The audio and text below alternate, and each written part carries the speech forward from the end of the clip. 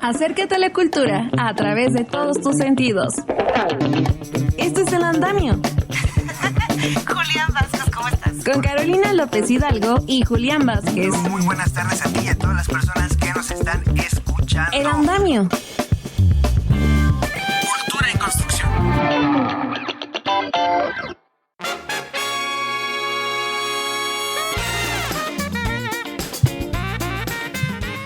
Hola señores, ¿qué tal? ¿Cómo están? Hoy 19 de septiembre, los que tenemos más de dudú, recordamos perfectamente este sismo que nos movió totalmente en el 85 y que luego, ¿qué es eso? Y que luego en el 17 volvió a recordarnos que la Tierra se mueve y se sigue moviendo. Espero todos hayan participado en este simulacro y estar conscientes de lo que puede salvar. Hace poquito hubo algunos sismos donde la gente, por no tener estos sistemas o estos proyectos, pues obviamente no salen y no viven. Pues bienvenidos, no hay que ser tristes, hay que al contrario celebrar la vida, ¿verdad, Juliancillo? Exactamente, Caro. Buenas tardes a todos, a todas las personas que nos están escuchando desde cualquier sitio de su casa, en el trabajo, en el carro, en la oficina, en cualquier lado. Y sí, justamente como lo dices, bueno, esta es una fecha para conmemorar, también para tener un poco más de organización en cuanto a este tipo de desastres que nadie puede predecir, por más que haya sido tres sismos en una misma fecha, nadie lo puede predecir hasta el momento. Pero fíjense, bueno, un ejemplo es Adria, nuestra productora. Adria en su mochila sí efectivamente trae toda esta información documental, todo lo que necesitamos por si nos agarra fuera de, y creo que nada más nos acordamos cada vez que viene el simulacro. La ventaja es que es cada año. Pero no inventen, señores. Bueno, mejor disfrutemos de lo que viene, disfrutemos de la cultura, disfrutemos de la tradición. ¿Y saben qué? Dos cosas. Una, me gustaría que nos dijeran dónde les agarró el sismo del 85 y dónde les agarró el sismo del 17. A ver, empieza tú. Yo, en el 85 en mi casa, se me hizo tarde por fortuna y de repente tronó todo horrible. No se cayó nada, yo vivía aquí en el pueblo de Los Reyes, Coyoacán, pero había una barda enorme que nada se... Y me acuerdo, doña Leonor hermosa, donde quiera que esté, de repente estaba tan desesperada que en lugar de persignarse y decir Padre Nuestro, empezó y retiemble sus centros la tierra.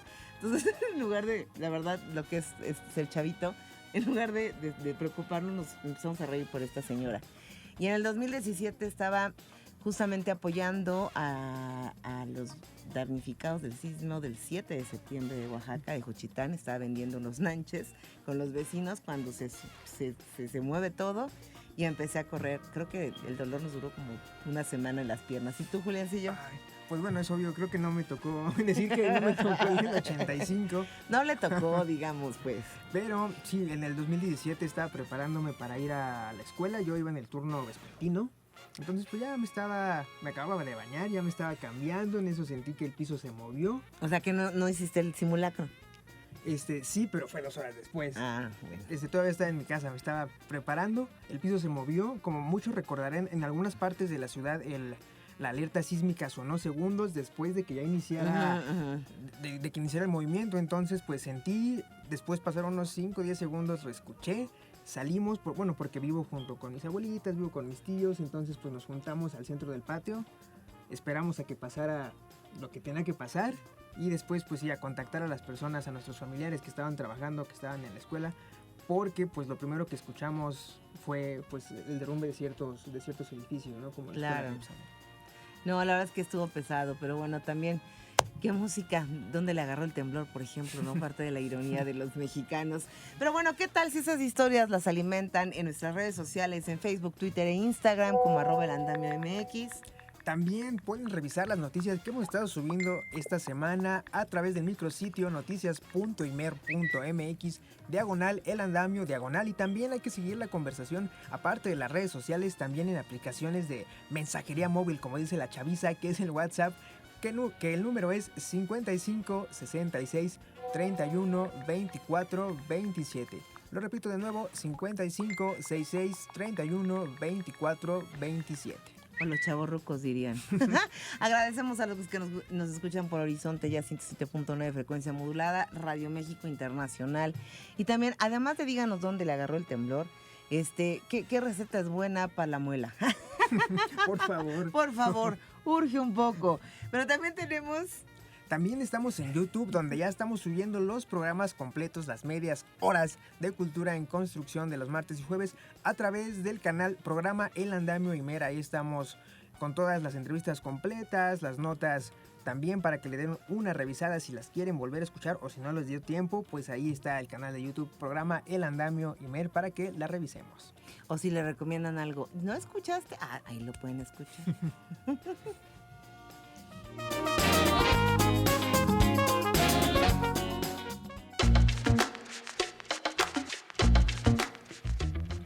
Pues ahora sí comenzamos con la información, y es que la libertad de la cultura, el reconocimiento a la lucha contra la mentira y la manipulación, la información veraz y creatividad libre se reúnen en la Caja de las Letras del Instituto Cervantes al recibir la obra de escritores como Ernesto Cardenal, Claribel Alegría y Rodrigo Rey Sosa.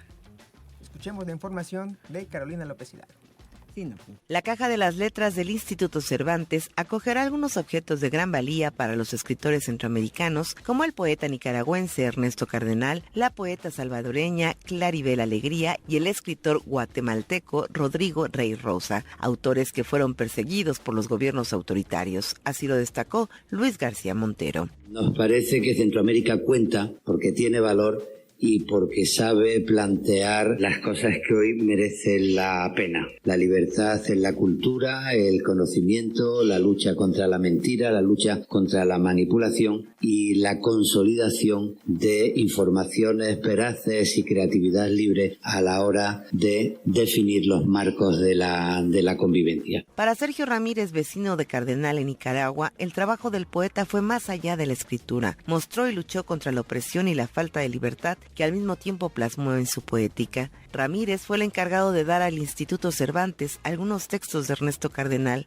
su boina vasca, los lentes que utilizaba en su vida diaria y una cajita de versos, entre ellos los últimos 5 poemas que escribió antes de morir. Y una vez acomodada de manera definitiva, eran mecanografiadas de nuevo, una tarea de ingeniería verbal de la que quedaban sobrantes útiles para nuevos poemas dentro de la caja. A esta caja, cuyo contenido ordenó quemar, él la llamaba su computadora, y en este disco duro suyo las tiras eran agrupadas por temas, algunos con correcciones a mano y citas textuales que convertía en versos. Y aquí ha llegado ahora desde Nicaragua, por vías extraviadas, para conformar su legado en este santuario de la Caja de las Letras, junto a una hoja con su firma.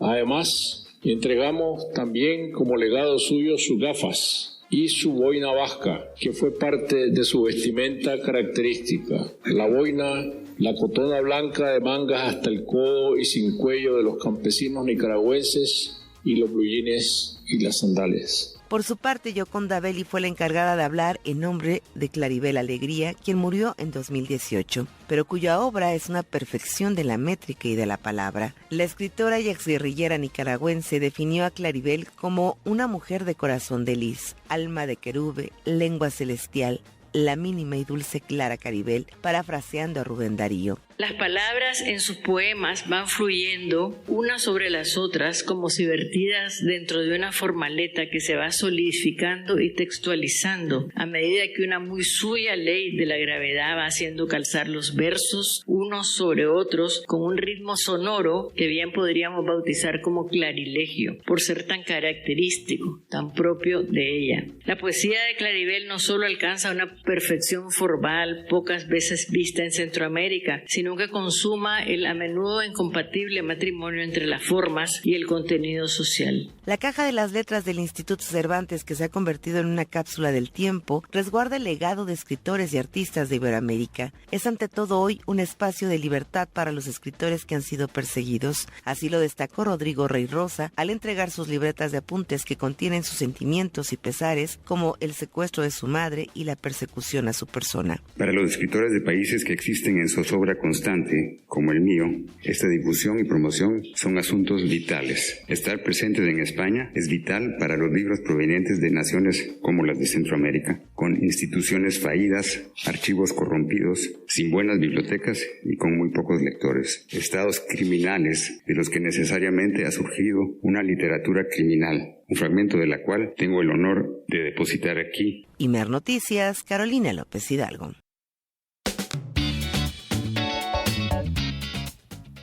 Bueno, septiembre todavía no acaba, así que nuestro compañero Gabo Ortiz también tiene más información sobre la historia detrás de las canciones más míticas del México de ayer y hoy.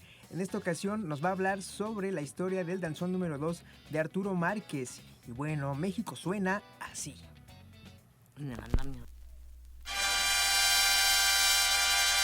México suena en el andamio. El 5 de marzo de 1994, la UFUNAM, en la sala Nezahualcóyotl, bajo la dirección de Francisco Sabín, estrenaron una pieza sublime de la música contemporánea mexicana, obra compuesta por el maestro sonorense Arturo Márquez. Una melodía que coquetea con la danza, lo nostálgico, con los ritmos populares. Danzón número 2.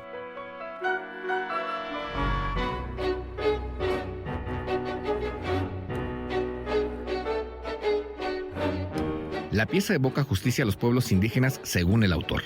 Cabe recordar que la obra fue concebida entre los meses de enero y febrero de 1994, fechas que tenía un reciente nacimiento el Movimiento Zapatista de Liberación Nacional. Es un movimiento de insurrección de nuestra organización que se llama Ejército Zapatista de Liberación Nacional, es mayoritariamente indígena. Momento álgido para la vida política del país. Además de los aires de inspiración de Márquez, están influenciados por los ritmos bailables, que sonorizan el danzón como género.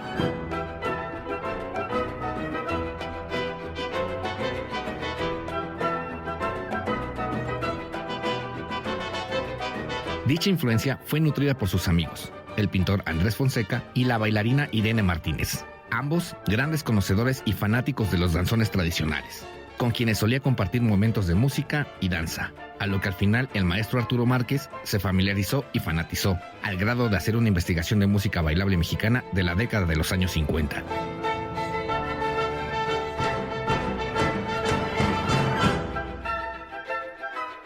Dicho gusto y afición lo llevaron a componer 9 danzones entre sus creaciones, siempre partiendo desde su perspectiva, de compositor. El primero, danzón número 1, haciéndolo armado con un sintetizador y una computadora. Para danzón número 2, la inspiración corría por el ser del maestro Márquez, alimentada por sus viajes a Veracruz, y finalmente un viaje a Malinalco fue la pieza clave para la culminación del mismo. La vasta trayectoria del compositor lo llevó a quizá componer su obra maestra, una obra que es recordada dentro y fuera de nuestro país. Cabe señalar que Danzón número 2 es la pieza mexicana contemporánea más interpretada por las orquestas internacionales, considerada la segunda pieza más importante de música de concierto mexicana por detrás de Huapango, de José Pablo Moncayo. Danzón número 2 fue un encargo de la Dirección de Actividades Musicales de la UNAM. La pieza tiene un plus, el de que tiene una dedicatoria especial a Lili Márquez, hija del compositor. Sin duda alguna, Danzón número 2 representa lo festivo, aunque no lo concibió el maestro así. Es una pieza que representa lo que puede hacer la música mexicana, dentro y fuera de nuestras fronteras. Para el andamio, Gabo Ortiz. México suena en el andamio.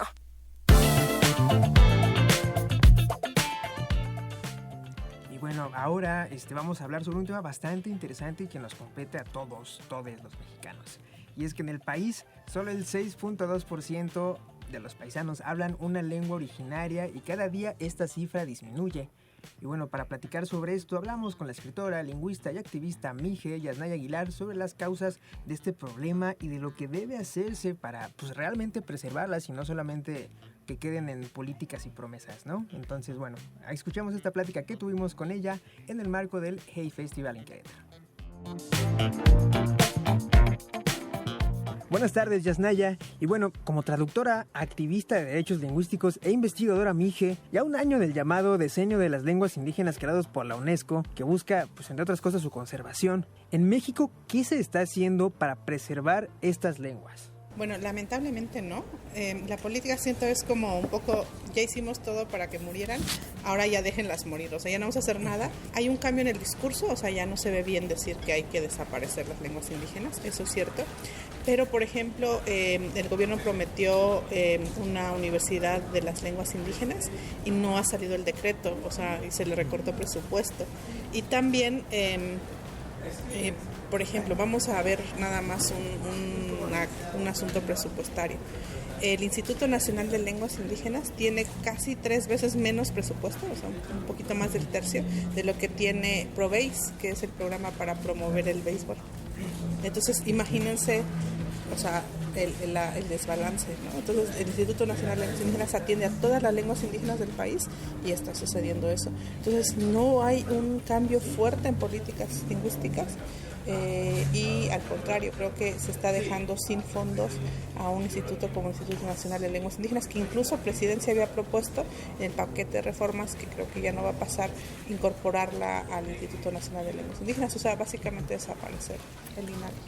Y bueno, también es un hecho que a diario menos personas hablan lenguas como el otomí, náhuatl o wixárika, por decir alguna de las 68 agrupaciones lingüísticas del país. Pero exactamente, Yasnaya, ¿a qué se debe que cada día se hablen menos? Esto está sucediendo a nivel mundial, ¿no? Entonces hay que enmarcar que lo que pasa en México no solo es en México. La UNESCO prevé que para 2100 más de la mitad de las lenguas del mundo habrá dejado de existir. Entonces estamos ante un lingüicidio general que tiene que ver con los estados-nación. O sea, los países, estos modelos que tienen ciertos 200 años, 300 años, les gusta nada más que haya una sola lengua, a lo más 4, como Suiza, a lo más 2, no reconocen muchas. Y además combaten la diversidad lingüística interna que hay dentro de los países. Si ves, casi en todo el mundo hay lenguas indígenas. Argentina tiene más de 10 lenguas indígenas. Chile tiene lenguas indígenas. Japón está el Ainu, ¿no? El pueblo indígena Ainu. El Sami en Noruega. En Estados Unidos hay más de 140 lenguas indígenas. Entonces, esto se invisibiliza y es como si no existiera. En Francia hay más de 10 lenguas que estaban ahí desde siempre, desde antes del establecimiento del Estado francés. Entonces, si tú hablas un español con acento, pero eres indígena, vas a recibir un racismo que una persona que es francesa y habla español con acento, ¿no? Entonces, la valoración de ser bilingüe es distinto a si eres bilingüe inglés-español, a si eres bilingüe mije o otomí, ñañú español. Entonces hay un racismo estructural y también una serie de políticas públicas que fueron encaminadas a la desaparición de la lengua. ¿Y cómo se manifiesta este racismo tanto entre nosotros como personas como a nivel de Estado? Hay en todo, es un racismo institucional y estructural. Vamos a ver, el sistema judicial. Que tú tengas derecho hay un derecho humano que es el derecho humano al debido proceso. Ese derecho humano no se puede lograr si no tienes intérprete. Entonces, veamos ahora salud. Imagínate que estás en un medio de que te van a hacer una cirugía, como le pasó a mi abuela, y no tengas ningún intérprete. ¿Cómo vas a decir si te duele? Todos los síntomas que se comunican en el sistema de salud, toda la violencia obstétrica, todos estos derechos no se pueden garantizar si no hay intérpretes en los hospitales y los hospitales que están en nuestros territorios. Si quieres poner, y es el caso de una niña ñañú, cuyos padres querían ponerle un nombre ñañú, y tuvo que irse a casi que un amparo, o sea, un montón de legales porque no se lo permitían, porque no tenían, según esto, las grafías para escribir esa lengua. También en el sistema educativo, una gran parte de borrar estas lenguas se hizo sobre cuerpos infantiles, o sea, se les castigó, se les pegó, se les dio azotes, castigos físicos, psicológicos, multas, una serie de castigos, de mandarlos a lavar los baños cada vez que hablaban una lengua indígena, ahí colgarlas de sus piecitos. O sea, hemos hecho toda una documentación de todos los castigos físicos y corporales, estamos en ese proceso que se han hecho para que las lenguas dejen de existir. Es increíble lo que nos estás contando, son derechos humanos básicos que son negados, incluso con esto que dices, da la impresión de que se están preservando estas lenguas más por un valor folclórico que por los hablantes, por lo humano. ¿Tú lo crees así? Claro, porque, digamos, la manera que tiene el Estado y los medios de comunicación y el sistema racista de relacionarse con los pueblos es a través del folclore, porque eso es lo apropiable, porque eso es lo bonito, porque la muñeca Lelé puede ser la representante de Querétaro, pero al mismo tiempo metes a la policía y discriminas a las personas que hacen esa muñeca. Entonces, lo que es extraíble, así como nos han quitado nuestros territorios para poner minería, etcétera, también extraen nuestros ciertos rasgos culturales para poder venderlos o para poder usufructarlos simbólicamente. Pero con la lengua es muy difícil, porque para poder hacerlo tendrías que aprenderla. Entonces eso se desprecia y se discrimina, y es como la manera más cómoda que ha tenido el Estado mexicano y el establishment pues privilegiado mexicano de relacionarse. Eso sí les gusta. Y bueno, en tu opinión, ¿cuál es el origen de la eliminación sistemática de estos idiomas originarios aún estando en pleno 2023? A la idea de que una nación, un Estado, también tiene que ser una nación. A que un Estado tiene que tener solo una bandera, una historia, un himno, una identidad, una cultura, la cultura mexicana, y una sola lengua. Entonces, todas las otras lenguas le recuerdan al Estado mexicano que no es una nación, que son muchas naciones, que son muchas identidades, muchas lenguas, muchas historias. Entonces, para ellos, además de la idea racista de que el castellano es mejor, que eso es insostenible científicamente hablando, entonces por eso les era fundamental la imposición de la lengua, y también para amestizarlos, para que ya no fueran indígenas. Durante mucho tiempo, hasta 2000, la manera de contar a la población indígena era por la población que hablaba una lengua indígena. Entonces esa fue la manera de desaparecerlos. Al quitarte tu lengua, pues tú ya te asumes mestizo. Ahora, vimos cómo hace ya unos meses el grupo Yaritza y su Esencia fue vetado del país por no comer lo que nosotros comemos, incluso por no hablar como nosotros el español. ¿Esto también ocurre con los pueblos originarios? Ahí sale el indigenómetro, ¿no? Que son los rasgos que debes cumplir para ser más o menos indígena. Y yo estoy en contra de eso, porque eso ha sido un mecanismo desde el poder para decir quién sí y quién no. Entonces yo creo que no, más bien lo que hay que reconocer ahí es que este sistema racista te arrebata algo para poder negarte esa identidad, para que ya seas mestizo.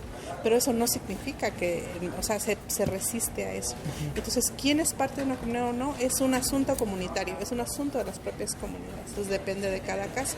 Pero para el Estado mexicano sí ha sido así. Si no hablas lengua indígena, no eres indígena, para negarte derechos. Entonces yo creo que hay que ver ahí el proceso. O sea, tú dejas de ser ñaño si no hablas ñaño. Bueno, eso será un criterio de autoadscripción de cómo lo vivas tú, y también de reconocer que en todo caso si no hablas es por una violencia racista estructural. Es decir, que el Estado te arrebató eso.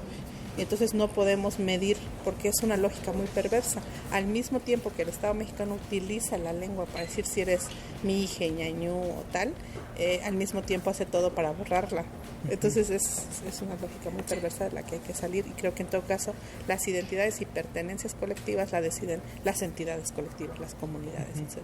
En tu experiencia como activista, ¿cómo se puede preservar realmente las lenguas? Yo creo que hay 3 campos de acción. Por un lado es como que el Estado mexicano deje de ahorcarnos, porque lo que está haciendo al matar las lenguas es el principal violentador de derechos lingüísticos en el sistema de salud, en el sistema judicial, en el sistema educativo, etc. Entonces, si deja de violentar los derechos lingüísticos, ya salgo. O sea, ya deja tú que me ayudes, no me ahorques, ¿no? Ya después veo si te tengo confianza y te pido ayuda, pero si me estás ahorcando es un poco complicado. Entonces, creo que urge dejar de violentar los derechos lingüísticos, cumplir lo que está en la ley, ni más ni menos, que son los derechos lingüísticos de los pueblos indígenas de México, que es una ley muy potente que viene de todo un proceso propio, ¿no? del movimiento indígena, y ver eso por un lado. La otra es trabajar con la sociedad que ahora es mayoritariamente hablante español, que discrimina mucho, pero viene de ahí, porque en México en 1820 el 70% de la población mexicana hablaba una lengua indígena. Entonces, o sea, si no hablas ahora, si el 70% es porque te quitaron algo. Entonces, como ver que también hubo una afectación, y tal vez sería bien interesante pedir un resarcimiento del daño. O sea, yo hubiera hablado ñañú si no hubiera habido todo esto. Entonces necesito ahora que me resarzas ese daño, y ahora que hay espacios, etcétera, para su revitalización, y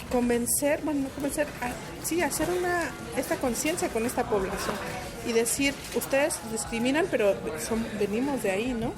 Y también ver que ellos han sido afectados. O sea, lo natural es que en Querétaro se habla otomí, castellano, ponle, y las ventajas del bilingüismo. Entonces hay una afectación en construir mayoritariamente una sociedad que es monolingüe en español, con todas las ventajas que tiene el bilingüismo y el multilingüismo. En Oaxaca, en la ciudad de Oaxaca podría hablar zapoteco y castellano, y lo enriquecería mucho. Pero en un mundo en que cada vez se valora más hablar muchas lenguas, lo que hizo el Estado mexicano es hacer que todo el mundo hablara no más una. Entonces la mayoría de la población que hablamos lengua indígena, hablamos también castellano y otras lenguas. Somos bilingües o trilingües. Y la mayoría de la población mexicana es monolingüe en español, porque también la enseñanza del inglés como segunda lengua en el sistema educativo ha sido un fracaso y se ha vuelto un asunto de clase. Si tú quieres aprender inglés, por más que te dé clases en una escuela, necesitas pagar una escuela privada para realmente aprender, o ir a una bilingüe privada. Entonces también no hay, ¿no? Entonces como hacer que hay una alianza también con esta sociedad discriminante. Y la otra es que ahí nos toca ya a nosotros como comunidades de habla hacer en nuestros procesos de revitalización lingüística coordinados y dirigidos por nosotros. Que haya presupuesto que pues sí tiene que haber para resarcirse ese daño, pero no puede alguien de fuera de decir cómo hacer ese proceso. Es el trabajo con las comunidades de hablantes. Entonces veo esos tres campos. O sea, hay varios puntos hacia donde atacar este problema. Ya para terminar la plática, Yasnaya, cuéntanos sobre artistas, autoras, músicos de comunidades originarias que estén haciendo cosas interesantes para que nosotros y también la gente que nos escucha podamos leerles, escucharlas y verles. En México hay una emergencia y como hay una diversidad de lenguas, también una diversidad de creación pues literaria, poética, musical. Yo recomendaría Hamaka Shrim, es un grupo de rock seri que incorpora cantos tradicionales seri y hace rock, es maravilloso. También está Juan Sant, que es un rapero totonaco. Está Kumanduchur, que está por acá, que hace como jazz con tradición oral mije.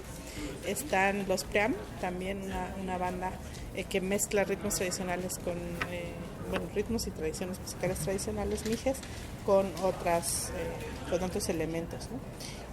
También está la banda RM, también está Saxebul, que es un grupo de Tzotzil, está la Sexta Vocal, un grupo de ska, soque, bueno, no paramos, ¿no? También está María Reina, que canta bel canto, como es una soprano mije y canta en varias lenguas indígenas. Entonces pueden escucharla cantando en zapoteco. Y de escritores, bueno, ahorita de escritores y escritoras hay una emergencia desde hace mucho tiempo. Está Natalia Toledo, está Irma Pineda, está Enriqueta Lunes, está Rubit Sanda, que es purépecha, está Diana Domínguez, que es mije, que también ahorita hay una gran emergencia. Está Miquel Ruiz, un novelista y ensayista tzotzil, también muy bueno. Está Ruperta Bautista, tzotzil, acaba de publicar una novela. En Tzotzil está Marisol Semoj, maya, está la gran poeta Briseida Huevasco. Marisol Semoj hizo una novela policíaca en maya que está muy buena. Disculpen, se me están yendo. También está Sara Monroy Seri, que hace rap y improvisación vocal y que también es poeta. Entonces está Susi Menzulul, una gran poeta también. Bueno, está Alejandra Sacil Sánchez Chan. Bueno, ¿qué te puedo decir? Seguro se me están yendo, pero hay una emergencia y casi siempre estoy mencionando mujeres porque ahorita hay una gran emergencia de mujeres escritoras. Muchas gracias por tu tiempo, Yasnaya. Y bueno, ¿alguna otra cosa que nos quieras comentar? Si todo este sistema racista no hubiera operado violentamente sobre tus antepasados y antepasadas, ¿qué lengua indígena hablarías? Por mi parte, yo estoy seguro que me hubiera tocado hablar náhuatl, pero también, amigas, amigos del andamio, coméntenos sobre este ejercicio, en donde viven, qué lengua les hubiera tocado hablar. Continuamos con el programa. Bueno, continuando con la información, estudios sobre cascarones de aves y de 5 fósiles de protosaurios hallados en el norte de México hablan de la evolución de dinosaurios a aves como el avestruz, el emú, el kiwi, el ñandú y el casaurius. Esta última reconocida como un dinosaurio viviente. Y el investigador de la Facultad de Química de la UNAM, Abel Moreno, indicó que sus hallazgos podrían ayudar a la preservación de aves en extinción. Tenemos todos los detalles sobre esta información con nuestra compañera Elsie Cerero. Tras una investigación de más de 25 años en la Facultad de Química de la Universidad Nacional Autónoma de México, dirigida por Abel Moreno Cárcamo, se analiza la evolución genética detrás de proteínas relacionadas con intraminerales presentes en cascarones de huevo de algunas aves y reptiles. En dicho estudio se considera que los dinosaurios no se extinguieron, sino que evolucionaron a otras especies de fauna. Explica que bajo el aislamiento, purificación y caracterización de estas proteínas y minerales del cascarón es posible conocer el pasado de estos animales, ya que contienen la historia evolutiva de una especie. Entrevistado el doctor Moreno Cárcamo, aseguró que mediante esta investigación se habla de que no se dio una extinción total de los dinosaurios que vivieron en el planeta hace millones de años, sino que evolucionaron a aves y reptiles. Abundó que con ayuda de paleontólogos del Instituto de Geología y la donación de cascarones fósiles de huevo de 5 protozoarios hallados al norte de México, es como se ha podido contar con importantes hallazgos de la evolución del dinosaurio a aves como avestruz, emu, kiwi, ñandú y casuarius, esta última reconocida como un dinosaurio viviente. Aislar proteínas de 5 tipos de dinosaurios que se encontraron en el norte de México, en Rosario, y es un sitio donde encontraron un nido particular de estos hadrosaurios que tienen la boca tipo pato, son especialmente característicos. Y entonces nosotros estamos tratando de aislar sus proteínas intraminerales, es un trabajo muy complicado porque son 70 millones de años. Puede ser que no logremos tener las proteínas completas en su estructura, pero sí quizás podríamos tener fracciones de ella que con los datos que tenemos de las secuencias de proteínas de cocodrilos o con las secuencias de las aves ancestrales como la avestruz, el emu, la ave americana, sí podríamos completar la historia, digamos, de aunque tuviéramos pequeñas fracciones, podríamos saber si efectivamente están emparentados en ese sentido, ¿no? La investigación vanguardista de la UNAM en la evolución de aves y reptiles obtuvo el reconocimiento de la Royal Society of London, además en que esta puede ayudar para la preservación de aves en peligro de extinción.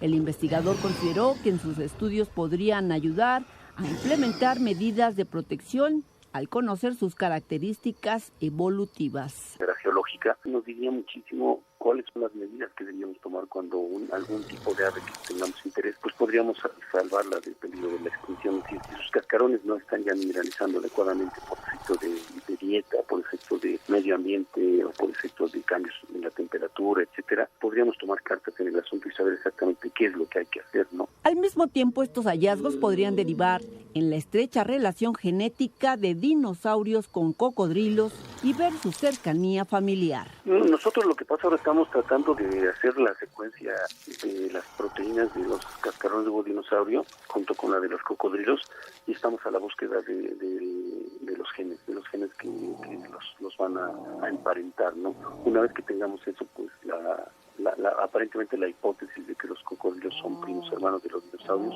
ya no sería una hipótesis, se convierte ya en un principio químico, un principio biológico, en el cual ya podemos decir con bases genéticas que efectivamente eso es cierto, ¿no? Abel Moreno comentó que el primer vestigio de las aves cuando empiezan a crear plumas data de hace millones de años y que existe un ave llamada Aldocross del género Archaeopteryx, que es un dinosaurio con plumas y su fósil está en Alemania. Nación que hace 150 millones de años era un grupo de islotes con un clima como el del Ecuador, por lo que seguramente estas aves fueron evolucionando en paralelo con los dinosaurios que existían en ese momento, por lo que habló de la no extinción total de los dinosaurios. Prácticamente los dinosaurios, podríamos decir en términos prácticos, que todavía existen con nosotros en algunas aves más representativas, pero también están, digamos, especies como los cocodrilos y en estas investigaciones que hicimos, pues ya nos dimos cuenta que siguiendo el mapa genético de estas proteínas que sobreexpresaban las proteínas intraminerales,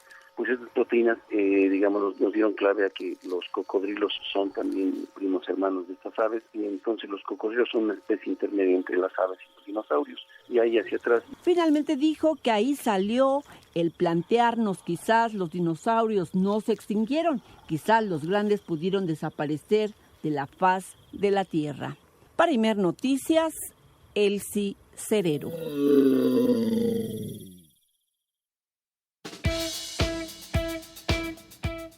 Pues ya nos vamos. Gracias por sus recomendaciones contra la muela. Gracias por estar aquí con nosotros. Muchas gracias por ser parte de este andamiaje. Julián, nos vamos.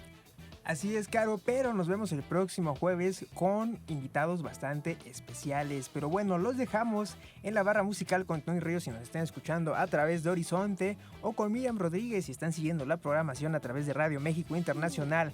A nombre de mi compañera Carolina López Hidalgo, Adria Cebes, José Luis Plasencia, Gabriel Ortiz y Fabián Vega, les decimos muchas gracias por acompañarnos Y el Cicerero en esta ocasión. Y el Cicereros, por supuesto, también a nuestra compañera que esta vez trajo una nota bien interesante. Muchas gracias, Elsie, por formar parte de este andamiaje cultural con nosotros. Eso es todo por hoy, pero ya les dije, nos vemos el próximo jueves. Los escuchamos y nos vemos.